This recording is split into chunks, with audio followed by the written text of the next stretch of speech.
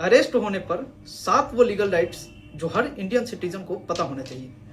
जब कोई भी व्यक्ति को अरेस्ट किया जाता है तो उस व्यक्ति के पास 7 प्रकार के लीगल राइट्स हैं। आइए आज के हम लोग इस वीडियो में देखेंगे कि वो कौन कौन से लीगल राइट्स हैं जो कि इंडिया के हर सिटीजन को इस लीगल राइट्स के बारे में जानना ही चाहिए। अगर आप अपने अधिकार को नहीं जानते हैं तो आप अपने अधिकार से वंचित रह सकते हैं।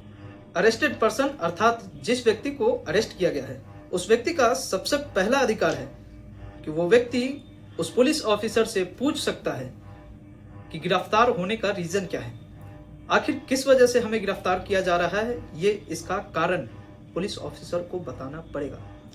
क्यों? क्योंकि उस व्यक्ति का अधिकार है। पुलिस को बताना होगा कि आपको किस केस में अरेस्ट किया जा रहा है और फिर इसे अरेस्ट करने का रीजन क्या है, क्योंकि ये आर्टिकल 21 सबसेक्शन 1 में उस पर्सन का, उस व्यक्ति का फंडामेंटल राइट्स है। इसलिए और फंडामेंटल राइट्स जो कि जन्म सिद्ध अधिकार है इस देश के हर नागरिक का, इसलिए किसी भी पुलिस ऑफिसर को बताना ही पड़ेगा कि आपको किस वजह से अरेस्ट किया जा रहा है। नंबर 2, उस अरेस्टेड पर्सन के पास यह अधिकार है कि वो अपने मर्जी से किसी भी वकील को हायर कर सकता है और आप अपने वकील से लीगल हेल्प रिगार्डिंग बात कर सकते हैं। ऐसी स्थिति में कोई भी पुलिस ऑफिसर के द्वारा रोका नहीं जा सकता है। मतलब कोई भी पुलिस ऑफिसर आपको इस बात के लिए बिल्कुल भी नहीं रोक सकती कि आप अपने इस वकील के साथ ऐसी स्थिति में बात क्यों कर रहे हैं। नंबर 3, 24 घंटे के अंदर में मजिस्ट्रेट के सामने पेश करने का अधिकार। जब कभी भी कोई पुलिस ऑफिसर आपको अरेस्ट करता है तो 24 घंटे के अंदर में आपको मजिस्ट्रेट के सामने पेश करना होगा। सिर्फ और सिर्फ इसमें ट्रेवल टाइम को केवल छोड़ के मजिस्ट्रेट के सामने अरेस्टेड पर्सन को पुलिस ऑफिसर के द्वारा प्रेजेंट करना ही पड़ेगा। ये उस व्यक्ति का तीसरा अधिकार है। उस व्यक्ति का चौथा अधिकार, चुप रहने का अधिकार, right to against self incrimination. अब इसमें वो व्यक्ति खुद के खिलाफ एविडेंस देने के लिए मजबूर नहीं किए जा सकते।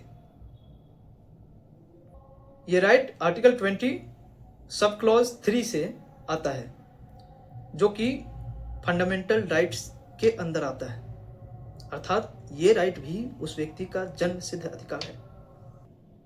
पांचवा अधिकार, जब भी पुलिस अरेस्ट करती है तो अरेस्ट करते समय पुलिस को आपके फैमिली या फिर आपके दोस्त या फिर कोई आपके जानकार रिश्तेदार पर्सन को पुलिस के द्वारा इन्फॉर्म करना मैंडेटरी होता है। ऐसी स्थिति में अगर पुलिस ऑफिसर उस पर्सन को अरेस्ट करने के बाद अगर उसके घर वाले या फिर उसके जानने वाले को इन्फॉर्म नहीं करती है या फिर उसके गार्डियन को इन्फॉर्म नहीं करती है तो ध्यान रखिएगा, इसके रिगार्डिंग स्पेशली गाइडलाइंस दिया गया है। एक केस में, डीके बासु के केस में सुप्रीम कोर्ट ऑफ इंडिया ने स्पेशली गाइडलाइंस जारी किया था। छठा अधिकार है उस व्यक्ति के पास मेडिकल एग्जामिनेशन का अधिकार। अरेस्ट के टाइम पे उस पर्सन को मेडिकल एग्जामिनेशन किया जा सकता है, चूंकि उस पर्सन को किस तरीके का इंजरी, हर्ट कॉज हुआ है वो रिकॉर्ड किया जा सकता है रिगार्डिंग टू एविडेंस के लिए। ये उस अरेस्टेड पर्सन का अधिकार है। सातवां अधिकार है उस व्यक्ति को बेल मिलने का अधिकार, लेकिन अगर मामला बेलेबल ऑफेंस है तभी ये अधिकार एग्जिस्ट करता है। उस व्यक्ति के द्वारा अगर बेलेबल ऑफेंस कमिट किया गया है तो उस व्यक्ति के पास ये अधिकार है कि वो अपने बेल के लिए अर्जी फाइल कर सकता है कोर्ट में।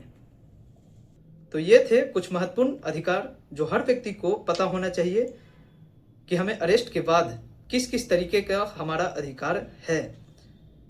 कारण कि आप अगर अपने अधिकारों को लेकर सजग नहीं रहेंगे, आप अपने अधिकार को जानेंगे नहीं, तो फिर आपको ये कैसे पता होगा कि ये हमारा अधिकार भी है। सो बने रहिए हमारे साथ लॉ से लेकर जस्टिस तक के सफर में। तब तक के लिए नमस्कार।